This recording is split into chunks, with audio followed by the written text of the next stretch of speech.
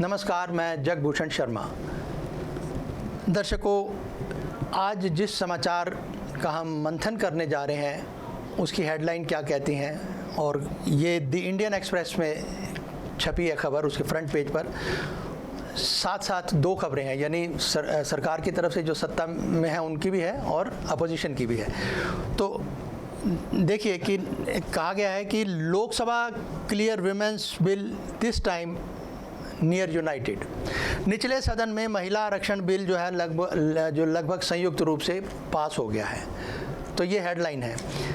इसके आगे क्या कहा गया है कि census and delimitation will be carried out after 2024 Lok Sabha election, यानी जब ये चुनाव 2024 के हो चुके होंगे, ख़त्म होंगे, तो तब परिसीमन और जनगणना का काम शुरू होगा। ये भी महिला आरक्षण से जुड़ा हुई समझिए। 33% जो आरक्षण दिया गया है, ये बकौल अमित शाह जी जो कि होम मिनिस्टर हैं, इन्होंने सदन में कहा है कि ये 33% का जो लक्ष्य है ये एक माइलस्टोन कहा जा सकता है, एक ऊंचाई है, यानी एक मुकाम है। ठीक है जी। और निचले सदन में इसके जो इसमें इसे लगभग जिसे कहते हैं सर्वसम्मति से स्वीकार कर लिया गया है और पास हो गया है। 2023 के जो संविधान के 128वें संशोधन के अंतर्गत ये बिल पास हुआ है निचले सदन में, और इस बिल के हक में जो वोट डले हैं वो 454 और AIMIM जो कि ओवैसी साहब की है कि 2 वोट हैं जो इस बिल के विरोध में पड़े हैं। On that, they are the 90 secretaries of the government of India. 90 people, secretaries, are responsible for managing the core of the government of India. And I ask myself the question, how many of the 90 people come from the OBC community? And I was shocked and shattered by the answer. मैंने ये सवाल पूछा कि ये जो 90 secretary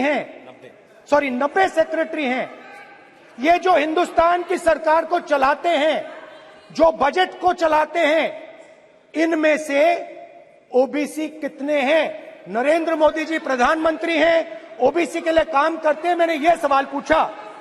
मैं आपको जवाब देना चाहता हूं, हिंदुस्तान के सेक्रेटरीज 90 में से सिर्फ 3 ओबीसी से हैं। और समझने वाली बात यह है कि जब हम समाचार मंथन करते हैं तो मंथन किस बात का करते हैं, एक पॉइंट है जो आपको भी समझना चाहिए और हम भी कोशिश करते हैं। गृह मंत्री का क्या कहना है? He said, the empowerment of women is not a political issue.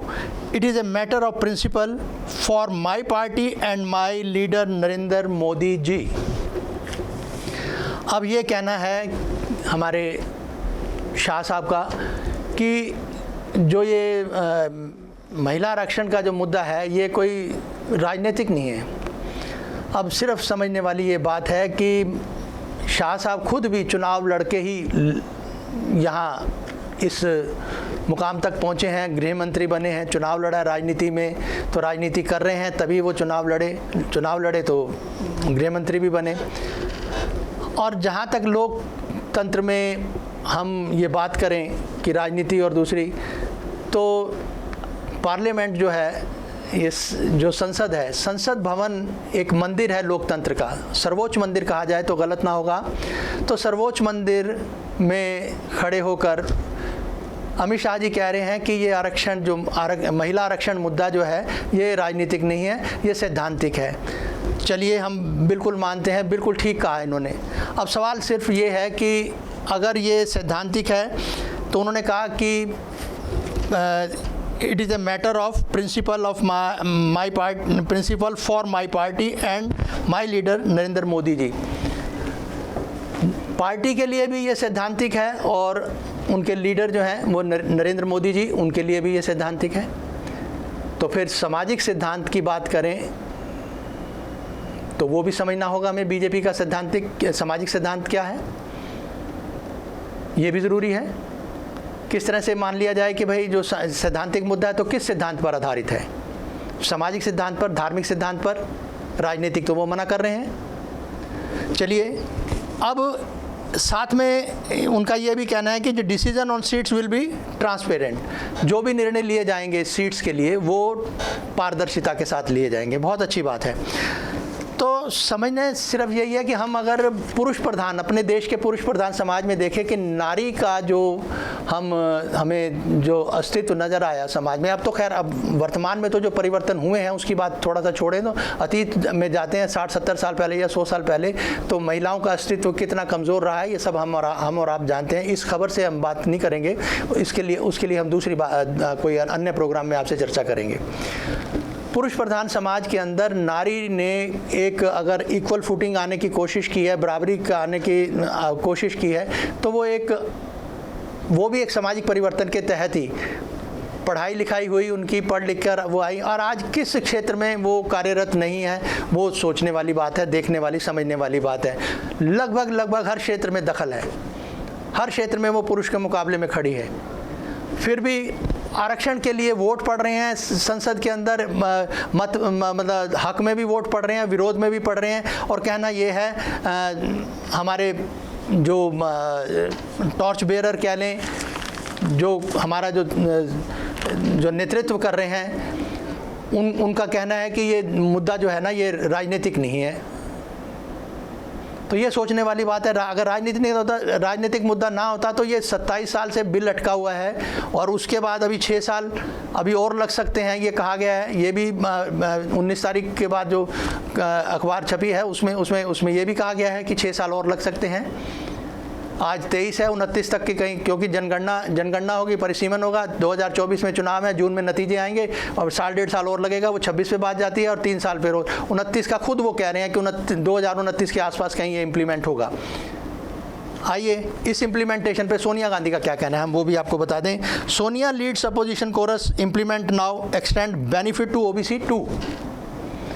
वहीं अपोजिशन जो नेता हैं, जो हैं उनकी नेता हैं सोनिया गांधी जी, उनका क्या कहना है? उन्होंने वो अपने समूह का नेतृत्व करते हुए कहती हैं कि इसको अभी इम्प्लीमेंट करो, इसको लागू करो, महिला आरक्षण को, और साथ में ये इसका जो फ़ायदा, इसका जो लाभ है वो OBC को भी, अदर जो बैकवर्ड क्लासेस हैं उन महिलाओं तक भी पहुंचना चाहिए।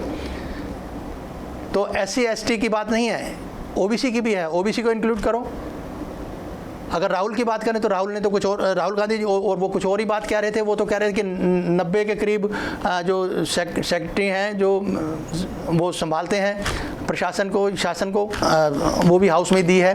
खैर वो अलग से बात हो जाएगी। फिलहाल हम ये कह रहे हैं OBC की बात हो रही है। OBC 3% है, बाकी जो हैं वो दूसरे हैं सब। 90 सेक्रेटरी हैं, उनका बयान था सदन में। तो ये है, तो इस तरह से बस मुझे जो पढ़ते मेरे जहाँ पे मैं अटका वो यही थी, यही लाइनें थी कि ही सेड, मतलब Amit Shah ji, the home minister said, the empowerment of women is not political issue. ये राजनीतिक मुद्दा नहीं है। तो जब मैंने ये पढ़ा, इसके आगे भी पढ़ा कि ये सैद्धांतिक मुद्दा है, और पार्टी का भी, और हमारा भी, और नरेंद्र मोदी जी का भी।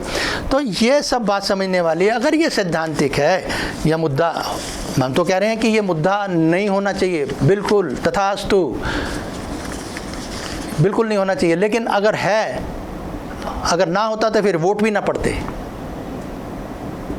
तो सदन में शायद गृह मंत्री साहब को ऐसी स्टेटमेंट भी ना देनी पड़ती। जो भी नज़रिया है, जो कुल समाज का नज़रिया महिलाओं के प्रति रहा, ये एक बिल्कुल सामाजिक सोच से जुड़ा हुआ मुद्दा है। बहरहाल जो सुर्खियों में आई बात या जो खबर छपी है, हमने उसका मंथन करने की कोशिश की है। हम कितने सही या गलत हैं ये अलग बात है। ये बिल्कुल सब पर अपनी सोच पर निर्भर करता है। हमारा कोई दावा जोर नहीं है, लेकिन जो हमें समझ में आई बात वो हमने आपसे साझा की है। तो फिलहाल आज के समाचार मंथन में इतना ही। फिर मिलेंगे। नमस्कार।